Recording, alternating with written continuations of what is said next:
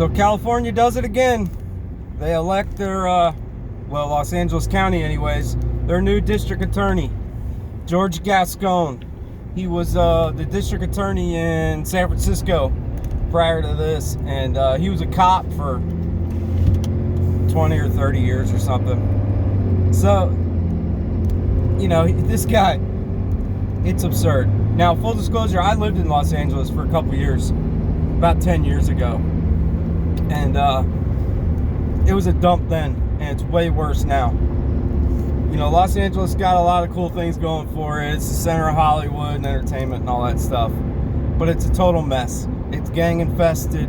There's homeless people everywhere. They got good weather and good restaurants, but that's about it. But their super progressive Democrat mayor and the governor of the state have ruined the restaurant business. So what do they got left? Good weather? Well, there's other places that have good weather. So the quote-unquote the people elect this George Gascon. I don't believe that for a second. This is a George Soros operative. George Soros was all over this guy's campaign getting him elected as the district attorney down there. So he gives his introductory press conference and goes over his platform. He's so compassionate. He's so progressive. Now, he says the reason that he wants to be district attorney is because he was a cop for so many years, and he feels bad about the way the police department treated the people of Los Angeles. Now, there's some legitimacy to that. Cops definitely do, they abuse their power. They have a God complex. I agree with all that. But I am not in the defund the police movement. I believe we need police, but I also believe we need to address police overreach. That being said, this guy turns around 30 years later and he tries to justify his super progressive platform by saying it's because he feels bad about the way he was a cop. So he's got this personal vendetta against himself that he's going to take out on the people of Los Angeles. So he gets up there and he says, I'm not going to charge minors as adults anymore. Meaning a 16-year-old kid could go rape and murder, and he'll go to juvenile detention jail for 5 years and then get let back out. And so, like, all these kind of low-level crimes that are typically linked to a lower socioeconomic strata, the loitering, the drinking in public, the drug paraphernalia crimes, he's not going to prosecute them. They're not going to prosecute any of those low-level crimes because he says, well, those are poor people crimes, so we're not going to do it.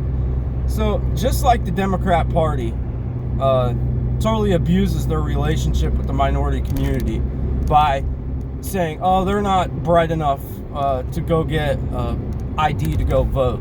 They're not smart enough, or they don't know where the DMV is. They don't know how to do it. They don't know how to fill out this form, so they don't need an ID to go vote. We all know the arguments against and for voter ID. You need an ID to do everything. And what's funny is the Democrat National Convention, you needed like 3 or 4. It was a crazy vetting process to get in. You needed all these forms of ID to get in the party's convention that says you don't need an ID to go vote. You need an ID for everything. So anyways, the same way the Democrat Party totally disrespects their base by saying they're too stupid to go get an ID, this radical district attorney, George Gascon, says, well, poor people are they're the ones committing all these crimes. The poor people are the ones that drink in public. The poor people are the ones that are loitering. So he's got this super progressive platform because he's so compassionate. Now, I'll give you an example. Remember when Rudy Giuliani took over as mayor of New York City, and New York was just super violent, it was dirty, homeless people everywhere. So Rudy Giuliani goes in and he cleans it up, and he cleans it up by using some aggressive police tactics But you have to clean your streets up and make it a safe place in order to be economically viable. So these people that you supposedly care about so much and you want them to have a good life, you need a thriving economy. And in order to have a thriving economy, you need to have clean, safe streets and a safe city. That way the people who, push the economy along, the business owners that create good paying jobs, are comfortable operating within your city. So Rudy Giuliani cleaned up New York, and look what happened in New York. It had a huge boom after him. So I know this guy's not the mayor, he's the district attorney, but he's taking the exact opposite approach to Los Angeles, allowing all the low-level crime, allowing all the homelessness. Now there's estimates that there's between 60 and 100,000 people, homeless people in Los Angeles County. That's enough to fill a football stadium. And that's only the ones. How do they come up with that number? They walk down the street and count them all? Of course not. I'll bet there's twice that, maybe 3 times that. People are fleeing California in droves. People are fleeing New York in droves now. Look at Goldman Sachs. They're going down to Florida. They're moving one of their main divisions to Florida. Elon Musk, he's moving himself to Texas. He's going to leave one of the Tesla plants up in California, but that won't be for long. Look at all these big names. Joe Rogan, he's leaving. Ben Shapiro moving to Nashville. These people are fleeing these Democrat-run cities. And they're supposed to, we're supposed to believe that the people of these cities that have to deal with these everyday problems, that have to deal with the crime, they have to deal with the dirty streets, they have to deal with the homelessness, their property values plummeting because there's tents outside on the street with homeless people in front of their $4 million house. You're going to tell me that these people voted in a radical district attorney? No way. It's total corruption. There's fixed elections all over the place. Oops, I'm not supposed to say that on YouTube anymore. I wasn't talking about the presidential election on YouTube. I was talking about the district attorney in Los Angeles. So that's George Gascon. No prosecution of low-level crimes, encouraging homelessness. Los Angeles was once a great city. It's a mess now. So that guy ruins San Francisco, and then he goes south to Los Angeles to ruin that too. So if you can take pride in anything, if you conservatives can take pride in anything right now, it's that we've cornered the Democrat base into supporting all the totally corrupt establishment of this country that they were once so huffy and puffy about and were so against. They're supporting the war machine, right? That's the Democrats. You watch, we'll be in Syria within weeks if Joe Biden is inaugurated, which is not going to happen. We'll be in Syria, troops on the ground in weeks if he's elected. So they're supporting the military-industrial complex, the Democrat bases. They're supporting Wall Street. All of Wall Street supports Joe Biden. They're supporting China.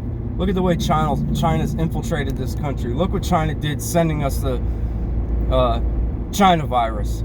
They want to take over the world. It's not a secret. They've said as much. They said they want to delegitimize the United States as a global superpower, and China wants to take over. And they're sponsored by the UN. So the Democrat base is on board with China. They're on board with Wall Street. They're on board with the war machine. They're on board with all the neocons.